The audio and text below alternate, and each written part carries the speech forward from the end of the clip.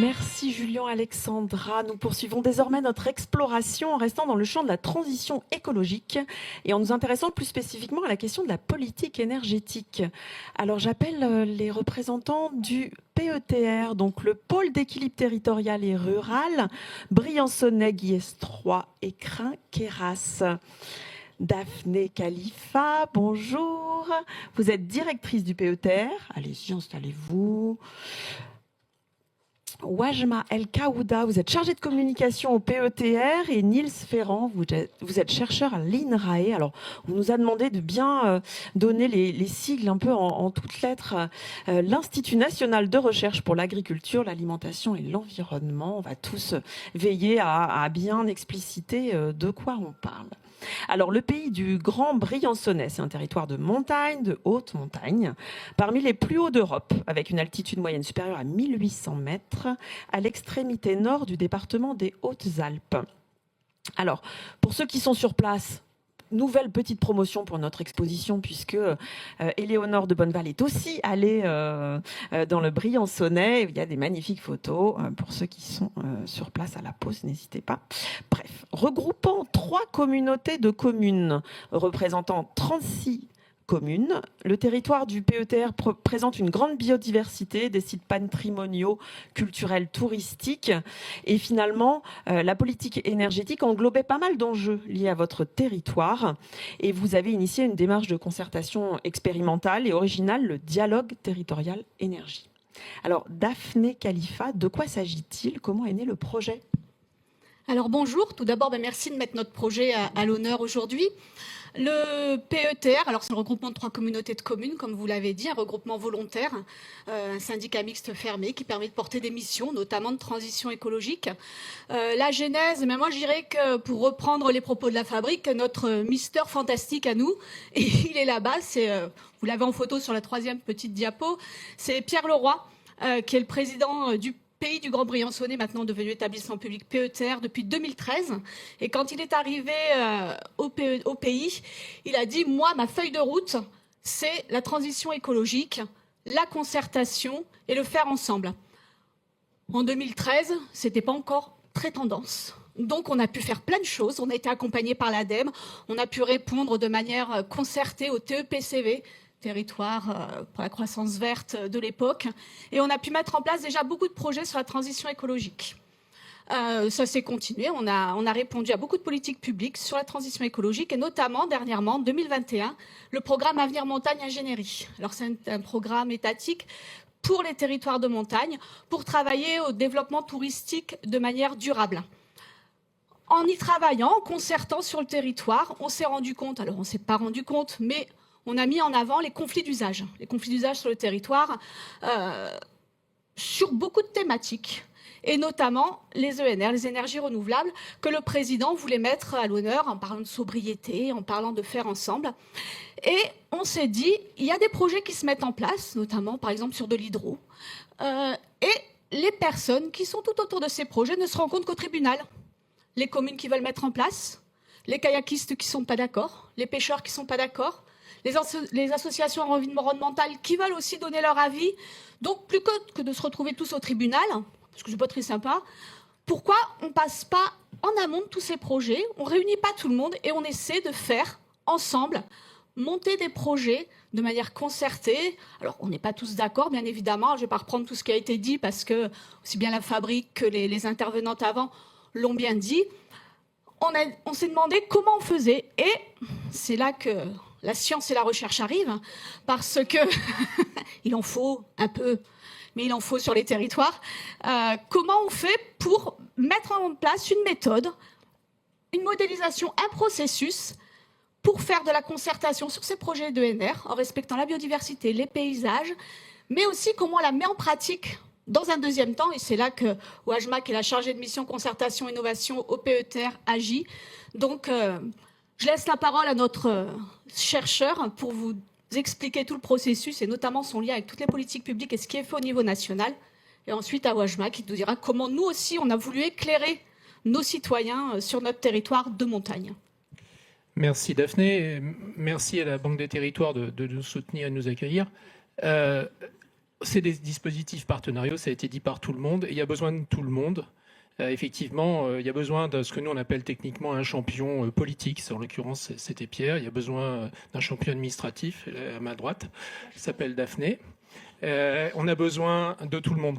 Et ça, c'est la base. Après, pourquoi est-ce qu'on fait de la recherche et à quoi elle sert par rapport à tout ce qui a été dit jusqu'à présent? Donc, actuellement, moi, je suis à la direction de l'appui aux politiques publiques d'INRAE en charge des démarches innovantes. Et dans ce contexte-là, notre objectif, il est toujours de faire un pas de plus par rapport à ce qui peut être produit par les autres, et certainement pas, par exemple, de prendre la place de nos collègues consultants. On est là pour chercher des choses nouvelles et différentes. Dans le cas de ce projet, Pierre Leroy, avec qui on se connaissait auparavant, est venu me voir et m'a dit, tiens, au fait, toi, tu fais deux choses différentes. Tu fais à la fois de la modélisation, alors peut-être dans les termes qu'il faudra décrire, et puis tu fais de l'ingénierie de gouvernance. L'ingénierie de gouvernance, c'est un gros mot pour dire organiser du pouvoir et changement de pouvoir dans les territoires. Et ça m'intéresse parce qu'on a les problèmes que Daphné vient de citer, qui sont des problèmes très universaux, on les retrouve partout ailleurs. Et puis, on avait déjà fait des choses dans ces contextes-là. On en a fait avec la Banque des Territoires en Occitanie sur le littoral. On en a fait dans d'autres endroits, dans la Drôme. On en a fait en Nouvelle-Calédonie. Et je vois mon ami Pearl Winchester, ex du gouvernement de Nouvelle-Calédonie, qui est là sur l'eau, etc. Tout ça, ça se fait. Et qu'est-ce qu'on fait à chaque fois? On fait des choses nouvelles. Donc là, en l'occurrence, c'était quoi l'idée nouvelle par rapport à tout ce qui a pu être fait? C'était de combiner 25 ans de travaux que vous trouvez dans des bouquins un peu arides de scientifiques sur les démarches intégrées de transformation, de recherche transformative, comme on dit aujourd'hui, avec le travail qui est produit par des collègues qui ne sont pas présents ici, de l'INRIA, donc l'Institut national de recherche en informatique et automatique, ou sciences du numérique maintenant comme ils disent, et en particulier un groupe un peu particulier dans cette machine qui fait plutôt de l'informatique dure, de l'IA, tout ça, qui travaille sur les métabolismes territoriaux. Alors on va déjargonner une minute, c'est-à-dire, en fait, tout à l'heure, Fanny Lacroix parlait de commun. La question qui est posée par cette équipe, c'est comment on utilise nos ressources, d'où elles viennent, où elles vont, quels sont les équilibres et les déséquilibres de ces fonctionnements. Et donc pour le territoire du Briançonnais, autour de cette question énergétique, ça s'est posé de la façon suivante, de dire, d'une part, on a besoin, pour les acteurs, pour tout le monde, de comprendre et faire comprendre comment fonctionne l'ensemble des cycles énergétiques, et pas du tout seul. Il ne s'agit pas de regarder que l'énergie, il s'agit de regarder l'énergie avec, et c'était la commande de Pierre, la biodiversité, les paysages, le développement économique local, l'équilibre financier des communes, des collectivités, ce qu'on appelle aujourd'hui, en jargon toujours, un nexus, une interaction entre un certain nombre de dimensions. Aujourd'hui, c'est au cœur des politiques publiques et de l'action publique. D'ailleurs, notre rôle à l'INRAE est aussi d'accompagner ça avec vous, les collectivités, c'est de permettre d'aborder cette complexité. Le panel international de la biodiversité, l'IPBES, vient de publier 2 rapports structurants, un sur les changements transformateurs, un autre sur les nexus, qui mettent ça au cœur de ce qui est en jeu pour nos défis contemporains. Alors je reviens au terrain du Briançonnais rapidement. Et là, ce qui s'est dit, on va faire d'une part de la modélisation avec ce que nos collègues savent faire pour représenter comment fonctionne l'énergie en lien avec le reste. Et d'autre part, on va faire de l'ingénierie avancée de participation, ce que nous on appelle participation décisionnelle. Hilaria Castillo tout à l'heure parlait de la question du pouvoir et de la décision, et c'est ça qui est au cœur de la machine. Et donc là, il s'est agi de mettre en place ce type de démarches qui sont vraiment portées vers 3 axes principaux.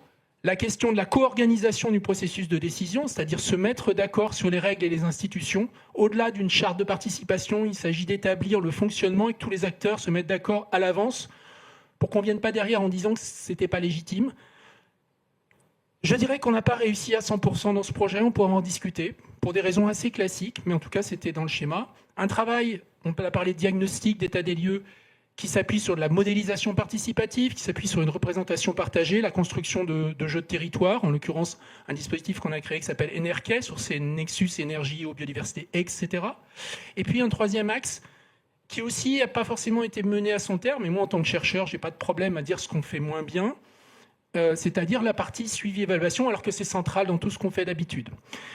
Et tout ça, c'est un schéma structurant important pour faire un projet qui a du sens, avec un certain niveau d'inclusion, qui ne peut exister que si on a des structures relais. Et je vais passer la parole à Wajma pour dire comment tout ça, ça a été mis en musique avec les différentes étapes de travail pour les citoyennes et les citoyens.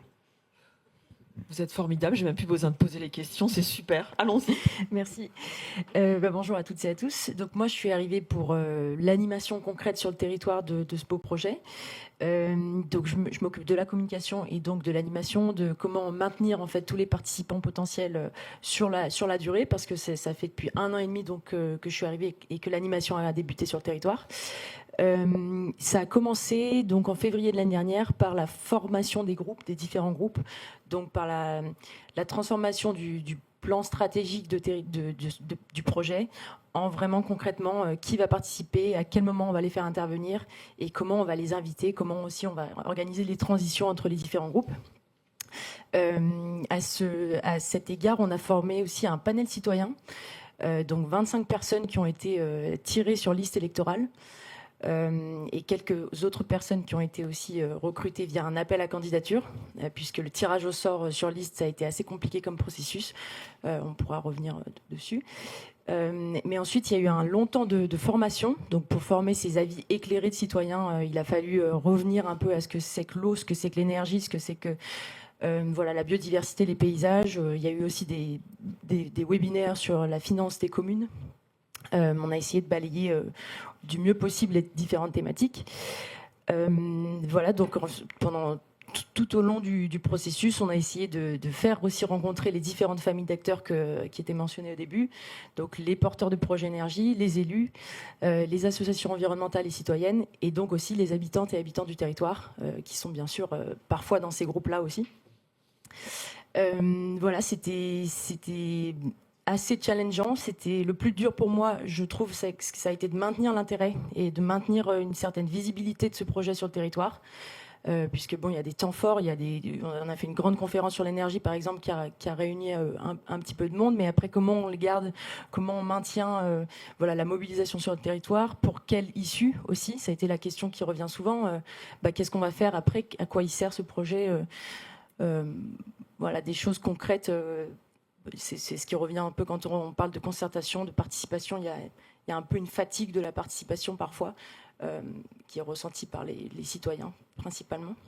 Et alors, quelles seraient les prochaines étapes de ce projet ? Là, actuellement, on est en cours de formation d'un conseil d'orientation de l'énergie du territoire. Donc avec 6 collèges différents, 6 collèges d'acteurs qui vont essayer, on va essayer de reprendre toutes les familles d'acteurs qu'on a essayé de mobiliser pendant ce dialogue pour former une instance de dialogue, d'expertise, de coordination. Donc c'est une instance non opposable qui va faire office d'espace en fait, d'échange, de négociation, pour essayer d'éviter d'arriver au tribunal. Qu'est-ce qu'on peut créer avant comme structure, où il y a un certain degré de confiance aussi, puisque ça fait quand même 1 an et demi qu'on a essayé de rassembler ces gens-là. Voilà, c'est en cours de construction pour l'instant. Et Daphné, est-ce qu'on peut dire qu'avec le dialogue territorial énergie, vous avez créé une nouvelle forme de gouvernance sur l'énergie à l'échelle du territoire ? Non, on ne peut pas dire ça, parce que ce ne serait pas vrai. Par contre, on a créé une dynamique en lien avec, par exemple, la DDT qui s'est mis à nos côtés, avec Territoire d'énergie 05, qui aussi nous a intégrés dans ses commissions. Après, comme l'a dit Wajma, son conseil d'orientation, il n'est pas opposable. Il est fait sur la bonne volonté des gens, sur la bonne volonté des porteurs de projets d'y venir présenter leurs projets, sur la bonne volonté de siéger des élus surtout, parce que c'est important d'avoir les élus, parce qu'on peut dire tout ce qu'on veut dans la concertation, ce sont les élus de toute façon qui décident, donc il faut absolument qu'ils soient partie prenante et qu'ils soient là. Après, comme ça a été dit tout à l'heure, c'est souvent toujours les mêmes personnes qui viennent autour de la table. Et après, si les gens ne veulent pas venir, la porte est ouverte. Nous aussi, on a fait beaucoup de relais sur le territoire. On est un territoire très touristique. On a 36 000 habitants et on monte à plus de 300-400 000 en saison d'hiver. Et maintenant, l'été aussi est une saison très importante sur nos territoires. Donc, c'est un petit territoire qui est très grand. Vous l'avez dit, 2200 km². Donc, ça fait une petite densité de population. Et les gens sont pas forcément tous mobilisés. On n'est pas obligé non plus d'être mobilisés sur les questions de transition écologique. On a le droit. Et là, on voit que sur le comité d'orientation, on a une réunion après-demain pour voir qui va y siéger. On n'aura pas trop de choix à faire parce qu'on n'a pas, c'est des collèges de 6, on a 6 collèges de 6, ça fait 36 personnes et on n'a pas 36 personnes. Donc, mais si les gens qui ont envie de faire font, ben, ça sera déjà ça de gagner. Après, je laisse aux scientifiques chercheurs en prendre les résultats et à les analyser. Mais pour nous, la démarche aura permis de sensibiliser, d'éclairer certains citoyens. Quand on voit qu'au moment de faire les réunions autour du plan d'action, on a demandé aux gens de faire un plan d'action sur les actions idéalisées qu'il pourrait y avoir sur notre territoire, on se rend compte mais que les gens, ils connaissent pas ce qui est déjà fait sur le territoire. Ils connaissent pas les compétences des uns et des autres. Donc, on avait fait des formations à ça, de compétences de ce que la commune peut porter, de ce que l'interco peut porter, de ce qu'un département, ce qui est possible de faire. Et on se rend compte de ça. Donc, à notre échelle, avec nos formations, avec nos ateliers, eh ben, on a apporté à qui le voulait des connaissances. Tout est sur notre site internet en plus. Donc, si les gens veulent pas venir physiquement parce qu'ils n'ont pas le temps, parce qu'ils ont autre chose à faire, mais ils peuvent avoir les informations sur le site internet et s'informer et s'éclairer eux-mêmes en regardant les webinaires qui ont été tous enregistrés, des choses comme ça.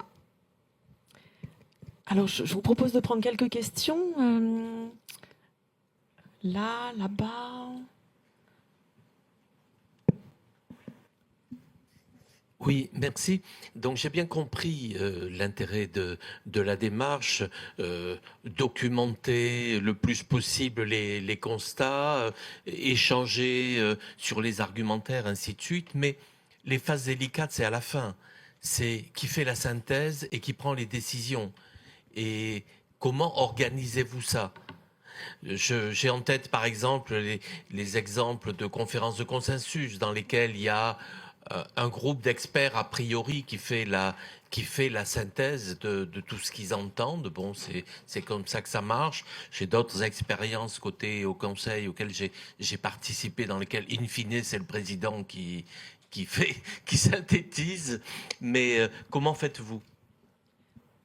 Je vais répondre en positionnant la réponse par rapport à l'ensemble de ce qui peut être fait en général dans ces domaines. Ici, le cœur, et Daphné l'a cité, c'est le plan d'action qui a été créé à la fin. Donc on est sur une démarche qui renvoie à une méthodologie qui s'appelle Coplan, qui existe depuis une vingtaine d'années, qui est vraiment une co-construction de plans complexes, avec beaucoup d'actions qui sont en interdépendance et qui sont la production collective. De la même façon qu'avec la Banque des Territoires, on a fait ça sur la résilience littorale en Occitanie, ou on parlait de Nouvelle-Calédonie, sur la stratégie de l'eau Nouvelle-Calédonie, où il y avait 900 actions au départ, enfin, etc. Et c'est ça le produit. C'est un produit qui est directement porté par les participants, en l'occurrence le panel et puis d'autres participants à la périphérie. Après, son devenir dépend du cadre institutionnel qui a été mis au départ. Daphné l'a cité, elle a répondu clairement sur la question de la position en termes de changement de gouvernance. On n'est pas ici dans un territoire où il y avait une anticipation d'un positionnement de gouvernance disant de quelle façon les choses seraient effectivement induites. Donc, le conseil d'orientation est le dispositif qui doit permettre d'éviter les passages contentieux qui sont systématiques auparavant et de créer des arbitrages. C'est le schéma. Le plan d'action, il sert de cadrage. Il sert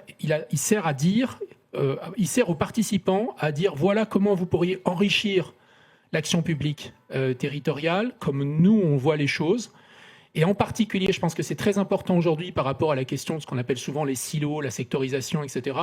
Lorsqu'on pose la question à des groupes citoyens de façon sérieuse, avec les méthodologies adéquates, et je sais que la Fabrique des Traditions travaille aussi dans ces directions-là, comme d'autres acteurs et beaucoup de gens, eh bien, les interactions, elles émergent, et on n'a plus la sectorisation des spécialistes. On n'est plus dans le domaine de l'eau, on n'est plus dans le domaine de l'énergie, on est dans le domaine de la vie. Et le domaine de la vie, c'est ça qui va venir être ramené face aux élus en leur disant « ça a à voir avec ». Et je vous donne 2 exemples très très concrets. Daphné le citait, plus de 10 millions de nuitées touristiques, un problème énorme de logement des résidents permanents par rapport aux résidents touristiques, aux résidences secondaires, etc. etc. Et ben, dans un projet dont la centrage était l'énergie, c'est une des questions majeures qui a été posée et portée et ramenée devant les décideurs publics. Alors maintenant, on est dans un territoire qui a un éclatement politique, comme la plupart des territoires, qui a une diversité de perspectives. On est légèrement impacté par un petit effet qui s'appelle les JO 2030, et tout ça crée aussi d'autres formes de controverses, de tensions, qui font que l'agitation de cette question spécifique dans le territoire n'est absolument pas facile. Je dirais un dernier point très simple. Nous, en tant que chercheurs spécialisés, APO politique publique, blablabla, une des choses qu'on recommande fortement et qu'on n'a pas effectivement pu mettre en place là, c'est d'avoir un cadre normé initial de co-engagement des parties prenantes sur le devenir du projet. Ce qu'on appelle non pas un plan de participation, mais un contrat de participation. On l'a fait dans la Drôme sur la gestion de l'eau, ce qu'on s'appelait charte d'articulation avec le schéma d'aménagement de gestion de l'eau. C'est une nécessité aujourd'hui pour que ces dispositifs puissent avoir des impacts, de créer ces conditions-là, ce qu'on appelle aussi des contrats d'impact. Juste, je rajoute, on a une référente à la participation qui fera le bilan et la synthèse de toutes depuis 2022, de ces 3 années de travail. Alors oui, on va prendre les 2 questions, mais on essaiera de répondre rapidement. Je ne sais pas qui passe, il est où le micro? On ne répond pas tout de suite, on prend les 2 questions et puis vous essayez de faire une synthèse. Merci, bonjour Madame Chevalier. Je voudrais savoir comment vous faites pour insérer votre calendrier dans le calendrier de l'urgence économique. Parce qu'à vous entendre, on mesure l'importance que vous rajoutez à la valeur patrimoniale de nos actifs. Mais comment vous faites pour ne pas prendre en retour des critiques qui seraient faciles de vous faire en disant ça rajoute encore une couche, et alors qu'économiquement, on a besoin de réponses immédiates? Merci, on va prendre la 2e question. Merci beaucoup. Moi, j'ai une question plutôt par rapport aux participants. Aujourd'hui, il y a quand même un discours climato-sceptique, et comment vous faites face à des arguments parce que les faits scientifiques sont remis en cause. Donc, si on ne peut plus s'appuyer sur des faits pour décliner un raisonnement, comment on fait? Je réponds rapidement, ça coûte rien aux citoyens. Le PETR, c'est un établissement qui ne relève pas l'impôt, qui est fiscalement pas imposable. Donc c'est pas sur. On a un budget. La Banque des Territoires nous accompagne, donc ça coûte rien. Donc économiquement, on peut pas dire que ce conseil va coûter de l'argent. Les gens, ils sont pas payés pour y venir. La seule chose qu'on avait financée, c'était les allers-retours des panélistes pour ceux qui le souhaitaient. Sur les 24, il y en a qu'un qui a demandé le remboursement de ses frais de transport. Donc ça nous a coûté 25 €. Jusque-là, tout va bien. Donc non, il n'y a pas de, le sujet n'est pas là. Tant mieux, on en a d'autres. Donc et ensuite, pardon. Sur les citoyens climato-sceptiques. Il faut de tout pour être éclairé. Il faut que tout le monde puisse venir. La porte est ouverte, comme ça a été dit tout à l'heure. Tout le monde peut dire quelque chose. Chez nous, il n'y a pas de souci. On peut être pour, on peut être contre, on peut venir écouter aussi. On peut ne pas avoir d'avis. Beaucoup de monde, on entend beaucoup les extrêmes bien souvent, mais il y a beaucoup de monde qui n'a pas d'avis et qui a envie de savoir, juste de venir écouter et de prendre l'information pour se faire sa propre idée. Après, il en fera ce qu'il veut, il pourra devenir climato-sceptique parce que ce qu'on lui a dit, ça lui a fait dire que finalement, ou bien devenir un féru de transition écologique parce qu'il a été, ça l'a appelé, il a eu une révélation peut-être, je ne sais pas. Merci beaucoup à tous les 3.